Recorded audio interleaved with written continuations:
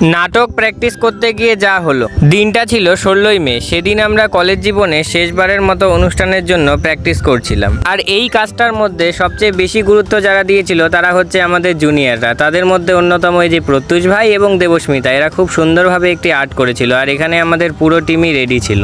আমরা করতে যাচ্ছিলাম রবীন্দ্রনাথ ঠাকুরের সামান্য ক্ষতি বলে একটি নৃত্যনাট্য।